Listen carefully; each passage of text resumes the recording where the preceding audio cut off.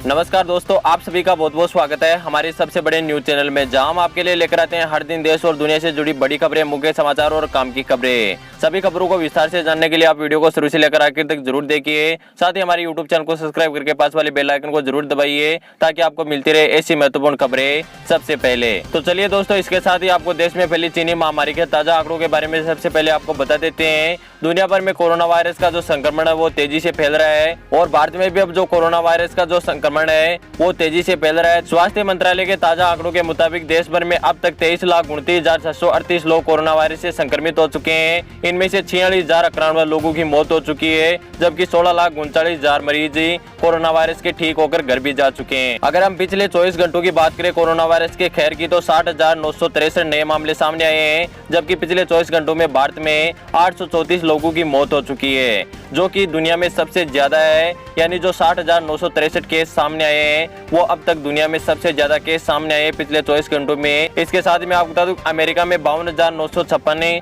और ब्राजील में 54,993 नए मामले कोरोना वायरस के सामने आए हैं और भारत में 60,963 मामले हैं, जो कि दुनिया में सबसे ज्यादा है। इसके साथ ही चलते हैं अगली बड़ी खबर की तरफ। रात को हिमाचल के पहाड़ों में गरज रहे हैं राफेल। लद्दाख में चीन सेना को जवाब देने की तैयारी में जुटे हुए हैं राफेल और भारतीय सेना। हाल ही में भारत में आए बेहद ही आधुनिक और घातक लड़ाकू विमान राफेल आसमान में गर्जना उनका शुरू हो गया है। फ्रांस से आए यह लड़ाकू विमान रात को हिमाचल के पहाड़ों में प्रैक्टिस में जुटे हुए हैं, ताकि लद्दाख में किसी भी समय यदि युद्ध की स्थिति पैदा हो सकती है तो उसका जवाब भारतीय सेना के द्वारा करारा दिया जा सके। इसलिए यह विमान हिमाचल के पहाड़ों में लगातार प्रैक्टिस कर रहे हैं और एयर टू एयर मिसाइल और एयर टू ग्राउंड मिसाइल के साथ ही दुश्मन को तबाह कर सकते हैं। इनमें यह खासियत है। साथ ही जो लद्दाख सेना के पास में भारतीय सेना की जो टुकड़ी है वो भी मजबूत कर दी गई है और लगातार सैनिकों की जो संख्या वो बढ़ाई जा रही है, ताकि चीन की तरफ से कोई भी अगर हमला होता है तो उसका करारा जवाब चीन को दिया जा सके। दोस्तों, आपका इसके बारे में क्या कहना है? क्या वो चीन और भारत के बीच में जो विवाद चल रहा है वो बातचीत से सुलझ जाएगा या फिर युद्ध की स्थिति पैदा हो सकती है? इसके साथ ही चलते हैं अगली बड़ी खबर की तरफ। बंगाल इमाम एसोसिएशन के चीफ ने दी धमकी, कहा बीजेपी ज्वाइन करेगा अगर कोई भी मुसलमान है तो वह मुसलमान नहीं माना जाएगा और उसे समाज से बाहर किया जाएगा। बंगाल इमाम एसोसिएशन के चीफ मोहम्मद याहिया ने कहा कि बीजेपी और आरएसएस मुस्लिम के विरोधी है। जो भी मुसलमान बीजेपी से जुड़ते हैं उनका ध्यान रखना होगा, कल उनके खिलाफ आवाज उठेगी। अगर कोई भी मुसलमान बीजेपी ज्वाइन करता है तो उसको मुसलमान नहीं माना जाएगा। साथ ही उन्होंने राम मंदिर बनने को लेकर भी सवाल उठाए हैं। उन्होंने कहा कि अयोध्या में बीते 5 अगस्त को हुए राम मंदिर के भूमि पूजन पर सवाल उठाए। इमाम ने कहा कि जब एक पुजारी और उनका साथी कोरोना पॉजिटिव पाया जा चुका है तो प्रधानमंत्री वहां क्यों गए? कोरोना वायरस फैलने के कारण तबलीगी जमातियों के खिलाफ तो एक्शन लिया गया था, लेकिन अयोध्या में ऐसा कार्यक्रम क्यों हुआ? तो दोस्तों, मैं आपको बता दूं कि भारत में जो हिंदू और मुसलमानों का जो भाईचारा है वो कायम है और हर समय रहेगा। तो ऐसा बयान देने वाले गद्दारों को देश से बाहर निकालना चाहिए या नहीं, आप हमें नीचे कमेंट करके जरूर बताएगा। इसी के साथ चलते हैं अगली बड़ी खबर की तरफ। 15 अगस्त को भारत रचेगा इतिहास, अमेरिका के टाइम स्क्वायर में लहराएगा तिरंगा।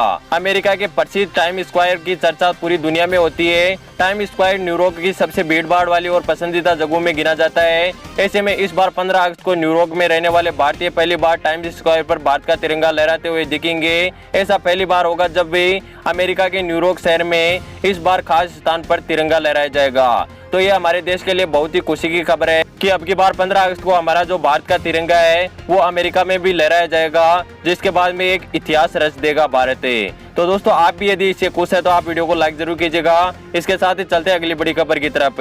आ गई है कोरोना वायरस की दवा। रूस ने बनाई कोरोना वायरस की वैक्सीन, पुतिन के बेटे को दी गई पहली खुराक है। कोरोना वायरस महामारी से पूरी दुनिया लड़ रही है, लेकिन एक और लड़ाई यह भी है जिसकी होड़ में पूरी दुनिया लगी हुई कि कोरोना वायरस की वैक्सीन सबसे पहले कौन तैयार करता है। वैक्सीन बनाने की रेस में रूस बाजी मारते हुए दिख रहा है। रूस के राष्ट्रपति पुतिन ने ऐलान किया कि उनके देश में कोरोना वायरस की जो दवा है, वैक्सीन है, वो बन चुकी है और उसे रजिस्टर भी करवा लिया गया है। कोरोना वैक्सीन रजिस्टर करवाने वाला रूस पहला देश बन गया है, जिसके बाद में देखते हैं कि अन्य देशों में यह कोरोना वायरस की दवा कब तक पहुंचती है। हालांकि पुतिन ने यह भी कहा है कि कोरोना वायरस की वैक्सीन बनाने के बाद में हमें अब तक 1 अरब कोरोना वायरस की जो दवा है उसकी जो रिक्वायरमेंट मिल चुकी है। यानी रूस को दवा बनाने के साथ ही 1 अरब जो कोरोना वायरस के डोज है उनकी मांग दुनिया भर से की गई है। इसके साथ ही चलते अगली बड़ी खबर की तरफ है। अगर आप चीनी फोन खरीदने की सोच रहे हैं तो 10 बार सोच ले, क्योंकि मोदी सरकार ने दिखाए हैं सख्त तेवर है। अगर आप किसी भी मास सेल में चीन का फोन खरीदने का प्लान बना रहे हैं तो आपको सावधान होना चाहिए।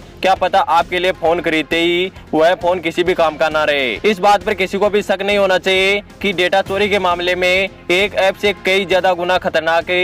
एक स्मार्टफोन होता है, हमारा मोबाइल होता है। फोन के अंदर पहले से कई अनबिल्ड ऐप मौजूद होते हैं, जिसके बाद में जैसे आप अपने फोन में जीमेल आईडी को लॉगिन करते हैं तो तुरंत आपका डेटा है वो फोन के सर्वर पर पहुंच जाता है। और इन फोनों में पहले से कई ब्राउजर इंस्टॉल होते हैं जो आपकी अनुमति के बगैर ही आपके जो सभी डेटा, आपका कैमरा, जो गैलरी है, उन सभी का इस्तेमाल कर सकते हैं और डेटा लीक कर सकते हैं। इसलिए भारतीय सरकार इन सभी स्मार्टफोनों को जो चाइनीज के हैं उनको कभी भी बैन कर सकती है। इसलिए आपका सतर्क रहना जरूरी है। दोस्तों फिलहाल के न्यूज के वीडियो में बस इतना ही। उम्मीद करता हूँ कि आपको दी गई जानकारी पसंद आई होगी। वीडियो पसंद आया तो लाइक जरूर कीजिएगा।